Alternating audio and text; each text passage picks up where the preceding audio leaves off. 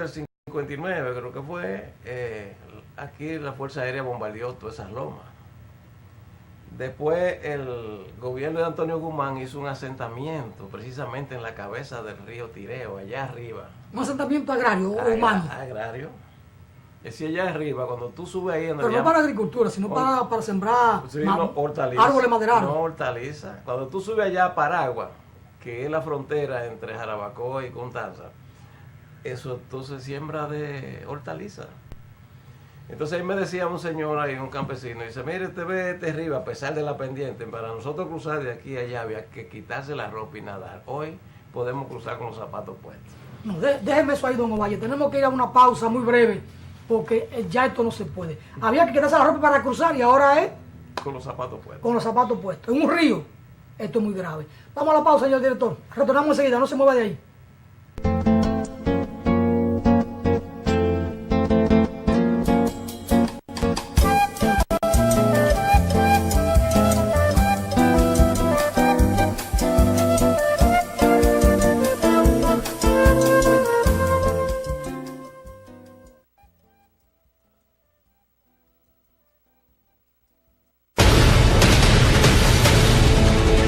Todas las mañanas, de lunes a viernes, Alfonso Torres y un equipo de profesionales, periodistas, médicos y políticos están con ustedes, con análisis, entrevistas y comentarios de primera mano en Voz para el Cambio. Una ventana de compromiso con la patria, con la democracia, con la justicia, con la verdad, un compromiso con las ideas del padre de la patria.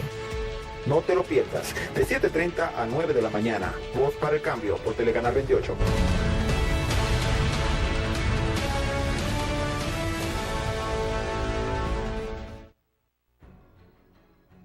La campaña dominicana de solidaridad con Cuba, el Comité de Solidaridad con Cuba de Puerto Rico y el Instituto Cubano de Amistad con los Pueblos invitan al 8º Encuentro Continental de Solidaridad con Cuba, del 28 al 30 de julio de este año.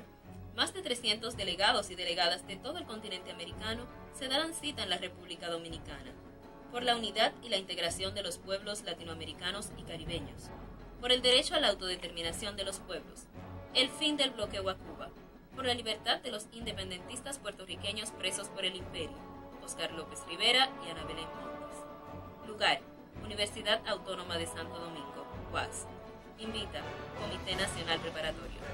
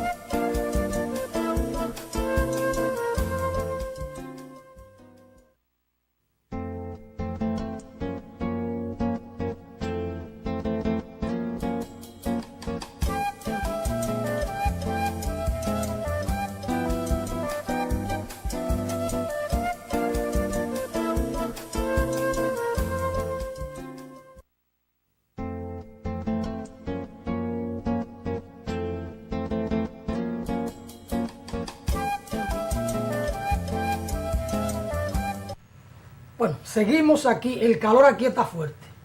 Está tan fuerte como afuera. Un calor que no se aguanta a nadie porque aquí el aire acondicionado colapsó. Colapsó. Vamos a conversar en breves momentos con el doctor Freddy Ferreras, quien hace entrada a nuestro estudio. Mientras tanto tenemos que un abogado murió en el tribunal en el día de ayer, ni siquiera en estrado. Parece que le dio un infarto, parece.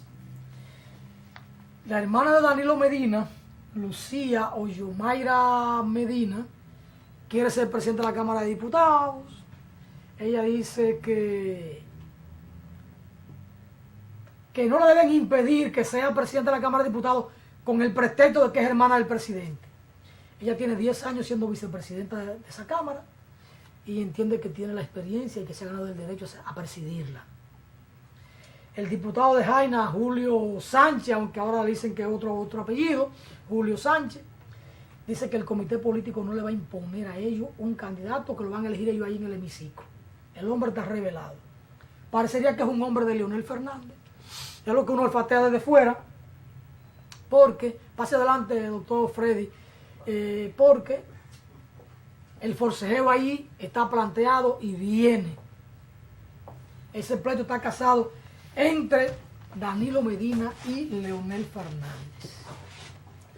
Como cada jueves aquí tenemos al doctor Freddy Ferreras, médico, otorrino, pero además un hombre académico, profesor de la Universidad Autónoma, del área de medicina por supuesto, pero un hombre político, del movimiento Patria para Todos y para Todas, porque si no me matan esas mujeres. La gente a quienes les duele la patria. Doctor, saludos. Usted me va a perdonar, pero aquí el calor hoy está, mire, fuerte. Pero eso es parte del país, esa es nuestra realidad, doctor. Mire, los diputados aprueban. De donde nosotros venimos, el calor no es una novedad, tú sabes, es sur lejano. Usted de Villa Jaragua, yo de Dajabón. Ya usted sabe. Una línea recta, estamos bastante cerca. Está bien, pero también es lo otro, doctor. Uno estudió, se acomodó. Yo, por ejemplo, a veces prendo el aire cuando el calor es infernal, porque si no abro la ventana y pongo el mosquitero para evitar los mosquitos, para que la factura no me llegue muy alta. Porque hasta eso, don Ovalle, hay que pensarlo y cuadrarlo, ¿verdad? Hay que calcularlo todo eso, sí. Yo comentaba hace un momento, la Cámara de Diputados está aprobando un nuevo proyecto de regulación de las armas como una medida, dice el diputado Orlando Espinosa, que es de San Cristóbal, para poder combatir la delincuencia. Yo tengo la opinión de que la delincuencia no se combate por ahí, necesariamente, porque aquí por Haití entra de todo. Además, hay armas en los cuarteles que también de alguna manera llegan, porque recuerden que ahí en el ¿cómo se llama, don Ovalle? Lo que está en el 22 por allá, el armamento de las Fuerzas Armadas. Ahí había un coronel y un capitán y 2 agentes que estaban negociando armas. Estaban importando armas por ahí y vendiéndolas. Es decir, aquí la corrupción lo permea todo. No, y el caso de los muchachos de Santiago que trajeron muchas armas también y la vendieron en los hijos de los funcionarios. De los funcionarios aquellos, que eso también también en su casa. Sí, ese expediente, como muchos otros expedientes, pues se le dio ya el carácter de la cosa irrevocablemente juzgada. No. Pero en este caso no juzgada. No, archivada. En este caso negociada. Archivada. Claro, y archivado para siempre. Entonces, esas son de las cosas. Aquí las armas saben. Hay más armas ilegales que las que están legalizadas. Pero todo el mundo sabe dónde se compran esas armas, dónde se consiguen esas armas, por dónde entran, pero sobre todo quiénes son que las entran. Es lo mismo que el lío de los vehículos. Los vehículos que se roban aquí, vehículos de lujo, este escándalo lamentablemente que fuimos testigos de este hecho casi dantesco de esta banda que asaltaba a choferes de vehículos pesados para quitarle el vehículo y luego venderlo en Haití. Pero ven acá, ¿y por dónde es que pasan esos vehículos? Nosotros que somos de la frontera. ¿Tú crees que lo pasan, hacen una carretera, un elevado por ahí arriba que no se ve por encima de las nubes? Lo pasan por la carretera o en las narices de las autoridades. ¿Entiendes? ¿Alguien cobra un peaje? Definitivamente, alguien cobra un peaje porque pasan por las carreteras. O sea, no van a pasar por los montes. Pasan por Dajabón. ¿Usted coincide conmigo o está viendo el programa? Porque yo comentaba sobre eso hace un momento. Bueno, no estaba viendo el programa. Porque yo decía que antes, para un guardia llegar a la frontera, llegaba como castigo. No era un castigo, era un castigo. Ahora lo compran.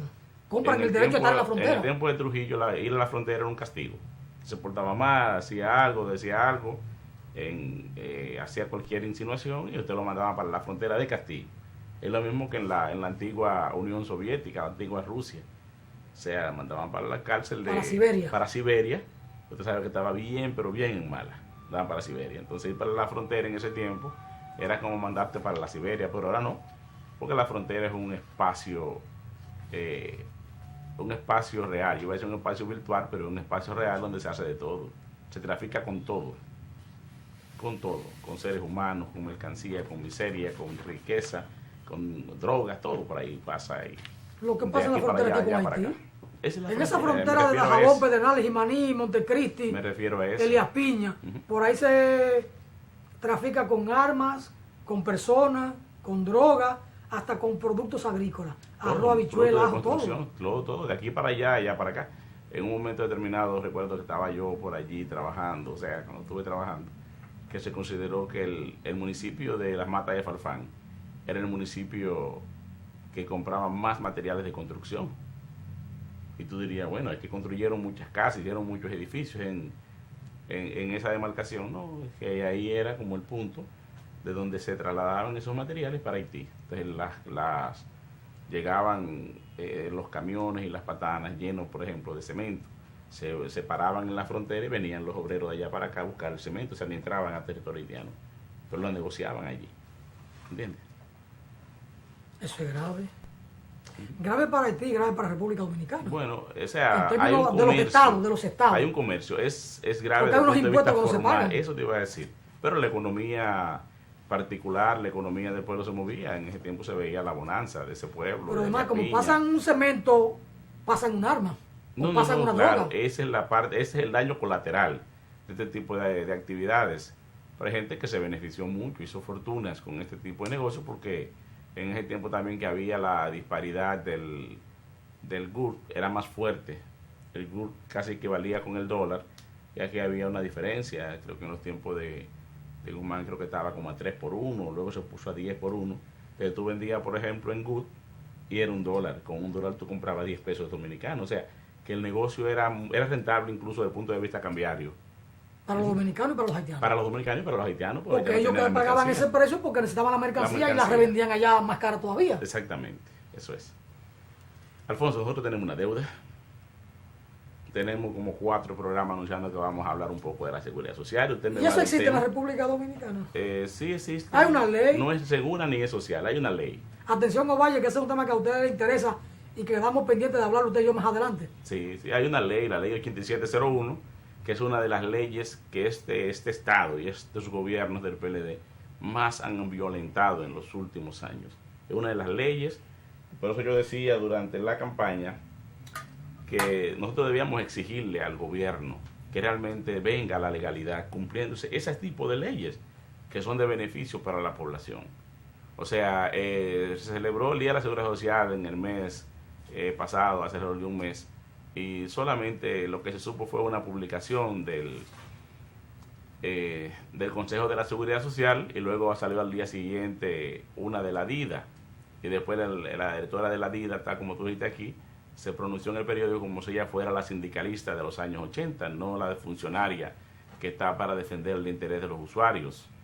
La Dirección de Información y Defensa de los Afiliados, se llama la DIDA, que la dirige nuestra directa, no somos amigos, pero la persona muy conocida en el país, Nelson Marmolejo, realmente por su posición como sindicalista en los años 80.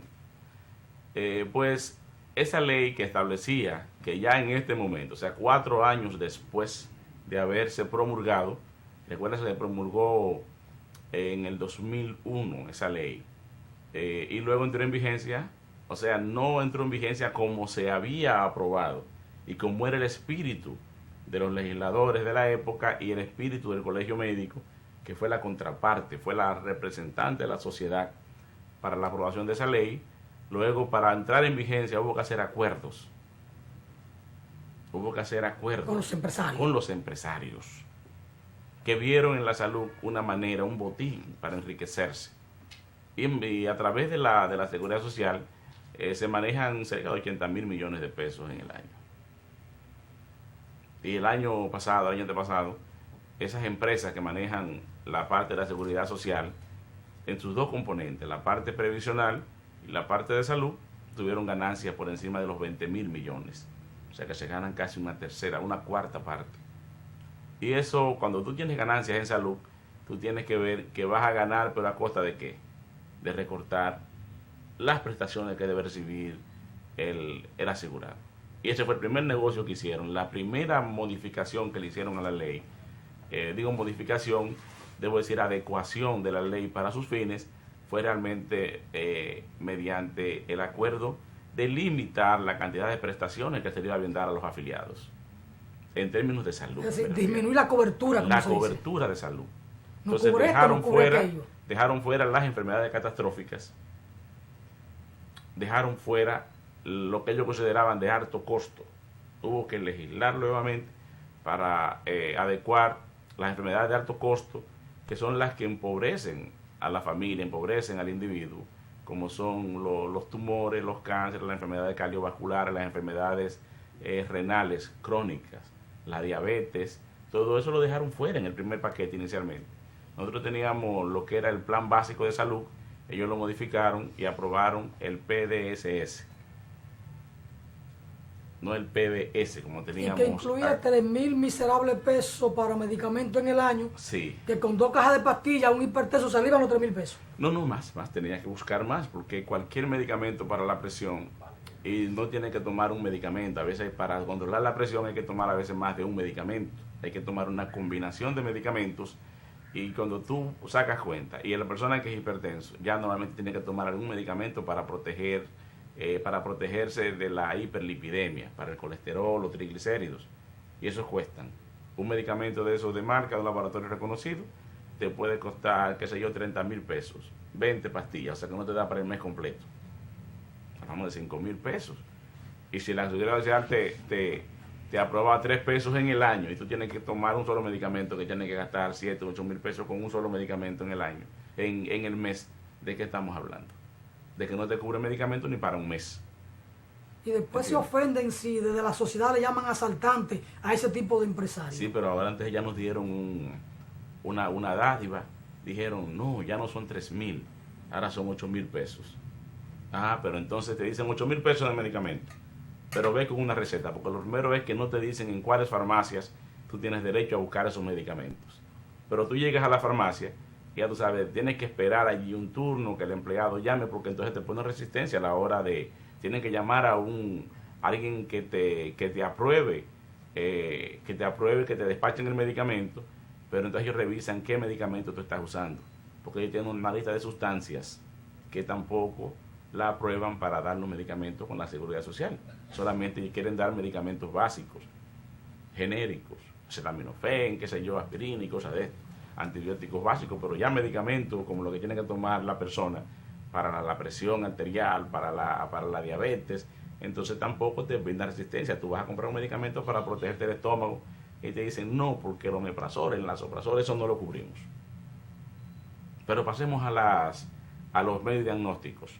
No te cubren una tomografía con contraste, no te cubren una tomografía de senos paranasales o de oído, ese es el caso mío. Entonces tú tienes que indicarle una tomografía de cráneo y tienes que llamar al radiólogo, mira, yo te indiqué esto, pero yo lo que quiero ver es tal estructura. Entonces se arma un problema con los pacientes que tienen que dar 1,000 vueltas y los atienden en oficinas que quien va a atenderlo no es un médico, es simplemente un empleado que le dicen, ten cuidado con tu aprobar a los pacientes tal o cual medicamento o tal o cual estudio. Entonces ya eso es un atraco. Pero nos vamos a la otra parte de la Seguridad Social, a la parte previsional, a la parte de las pensiones. A la parte de las pensiones. Se había aprobado desde el inicio que, o sea, los que estaban en el régimen contributivo, los que pagaban una parte del sistema, pues tienen derecho a las pensiones, pero tienen que trabajar y cotizar durante 30 años ininterrumpidos para poder lograr una pensión. Una gran cantidad de empleados, al momento de establecerse la ley y de ponerse en vigencia, tenía 45 años. La ley de edad. La ley establecía que si usted tenía 45 años de edad, ya no calificaba, porque no iba a alcanzar la cantidad de cotizaciones para tener una pensión. Entonces el Estado había previsto en la ley, se previó en la ley, que para esas personas que tenían ya más de 45 años, que iban a ser de reciente ingreso en la Seguridad Social, porque casi la mayor parte de los fondos de pensiones fueron absorbidos en esta ley. Quedaron solamente algunos fondos autogestionarios, como la universidad, que es un desorden, Banco Central, Banco de Reserva, algunas instituciones, pero la mayor parte de los trabajadores dominicanos no pasaban entonces a depender de la Seguridad Social. Entonces si te dicen, bueno, tú tienes 10 años trabajando, entraste a trabajar a los 30 años, a los 35 años, tienes 15 años, 20 años trabajando, pero cuando la ley comienza ya tú tienes 45, 48 años de edad, dicen tú no calificas. Pero la ley establecía un mecanismo para que esas gentes tuvieran derecho a una pensión asistencial, no contributiva como se les llama. es que el Estado iba a completar, o sea, se le iba a reconocer el fondo que había aportado y el Estado le iba a completar lo que le faltara para que tuvieran derecho a la pensión. ¿Y qué ha pasado 15 años después de aprobar esta ley? Que el Estado se ha hecho el chivo loco, no ha aportado los fondos y muchísimos dominicanos, casi 1 millón de dominicanos. ¿Pero cómo lo va a aportar con ese déficit fiscal? Perfecto, se ha ido pensionando, pero para otras cosas hay. Hay déficit fiscal para esto. Y la falta de voluntad política Bueno, para atender eso a es los lo pobres. principal, eso es lo principal, eso es lo principal, eso es lo principal. ¿Qué por ciento que se dedica para la salud del presupuesto? Apenas donde más ha subido 1.9. Y tú dirás, bueno, la MD está planteando, el Colegio Médico Dominicano, perdón, un 5%, pero en parte para que esos fondos vayan también una parte a la seguridad social. Pero hay otro grupo, o sea, ese grupo que tenía 45 años, estaba trabajando incluso en el sistema formal, que no pudo alcanzar ya muchos, se han pensionado, se han ido a la casa, y lo que hace es que le devuelven lo que acumuló, se lo devuelven. Dicen, eso fue exactamente, eso fue lo que usted acumuló, se va para su casa y ya te va a vivir. ¿Cuántos años más te va a vivir después de los 65 años que usted se pensione? Aquí la esperanza de vida son 77 años. Suponte que tú llegues a los 77 años.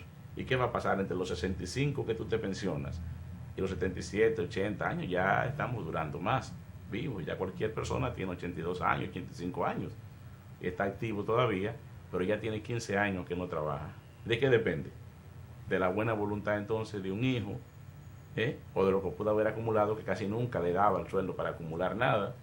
Entonces ese grupo de la población dominicana está pasando una situación muy difícil. Hay algunos grupos que han protestado, han conseguido algo con la lucha, como es el caso de los cañeros. Han conseguido pensión para unos cuantos de ellos, pero la mayoría se ha muerto esperando una pensión. Pero pensión de 3, 5 y 6 mil pesos para una persona con 80 años, sí, que tiene una longaniza de medicamentos que tiene que comprar. Sí, pero bueno, digamos que es un derecho que hay que irlo revisando. Pero nosotros tenemos otro 1 millón de dominicanos y dominicanas, que también la ley prevé que hay que darle una pensión solidaria en este caso, que son la gente pobres, muy pobres, la gente discapacitadas, las madres solteras que no tienen un empleo. En la ley de seguridad social prevé que esas personas, el Estado tiene que darle una pensión solidaria, ya no una pensión no contributiva, una pensión solidaria que debe equivaler a las 3/4 partes del sueldo mínimo nacional. Pero ¿qué pasa con estos gobiernos? Que son indolentes y nunca han puesto los fondos para que la seguridad social pueda funcionar y pueda cumplir con esa parte. Entonces, ¿cuál es la respuesta de este Estado? Repartir entonces de una manera clientelar las famosas tarjetas de solidaridad. Y te dan un bono gas de 200 pesos, 125 pesos, te dan el bono luz de 225 pesos más, y te dan 800 pesos por cada muchacho que tú tienes en la escuela. Y eso te lo dicen, y te dicen, eso hay un número, tenemos una lista aquí, y esos son los famosos 2 millones de personas que Félix Batista decía que tenían una lista para pedir la reelección indefinida de Leonel. ¿Te acuerdas en aquella época que tenía 2 cajas? El bono gas no resuelve nada. No, porque creo que son como 2 galones de gas al mes. Eso es clientelismo político. Clientelismo. Así no se elimina la pobreza. Pero hay 2 sistemas de pensiones. Ahora, la llamada de reparto, por la ley creo que 379, que se mantuvo vigente, aunque yo no sé para qué sirve. No, se mantuvo vigente en el Estado. En el Estado, pero se le mantuvo vigente la ley, en la 379. Nosotros, los médicos, nos acogemos a esa ley. Creo que los agrónomos también. Los agrónomos también. Creo que los jueces también se acogen a esa ley. Tienen una ley especial. Los legisladores tienen su propio instituto de previsión social. Y si usted es legislador 8 años, ¿ya usted sale pensión? Sí, ya tiene 8 pensión años. Automática. Cuando cumpla los la 60 edad, años. 60 años. Pero si usted es por 3 periodos, usted ya la tiene automáticamente sin importar la edad. Sin importar la edad. Sí. Pero si se va en 8 años y tiene un amigo ahí, cuando cumpla, pero lo ponen como asesor, que usted no va nunca ahí solo a cobrar con una tarjeta, porque es una clase política que se reserva privilegio para ellos. Voraz. Muy voraz. Muy voraz. Muy voraz. Y por eso se matan, por ocupar estos puestos. Yo decía que ellos no piensan bien, porque si lo hicieran, no construyeran ese ejército que está ahí, el ejército de pobres, y comentaba con el ingeniero Valle, que los clásicos lo advirtieron muy bien. El proletariado no tiene nada que perder, salvo las cadenas de la esclavitud. Y digo que con ese ejército aquí en algún momento van a volar cabeza. Porque llegará un momento en que ese ejército va a tomar un mínimo de conciencia y volará la cabeza de los que lo han extorsionado toda la vida. Pero volvamos a la ley de seguridad social.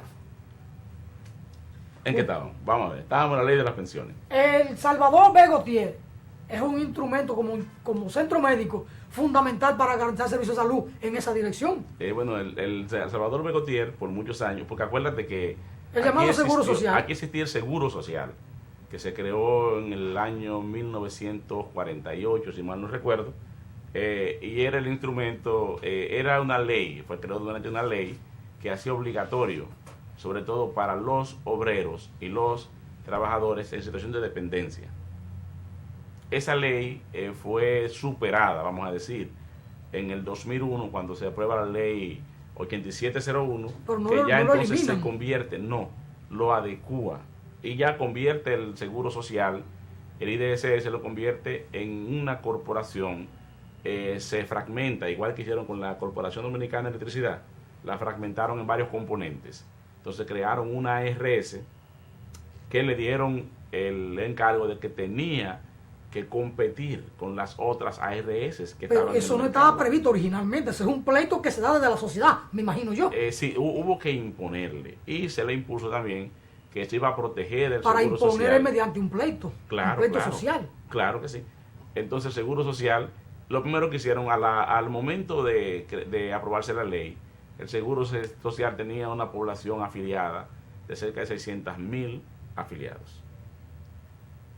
Lógico, dentro de esa, por tecnicismos legales, le fueron quitando y el Seguro Social quedó casi en menos de 200,000 afiliados. O sea, ya se hacía inviable, porque el Seguro Social tenía una red de prestadores. El Seguro Social, el IDSS, cumplía con todo lo que dice la ley que debe cumplirse. O sea, le daba pensiones a los obreros, le garantizaba seguros previsionales, como era la discapacidad por maternidad, la discapacidad por vejez, por invalidez, las pensiones por invalidez, las jubilaciones, ya por edad. Salían los cheques de pensión por ahí. Por allí, por el Seguro Social. Iban a cobrar allá a caja. Sí. Iban a cobrar. ¿Y ahora Seguro qué está Social. pasando? Además, eso pasó todo a Hacienda. ¿Y qué pasa?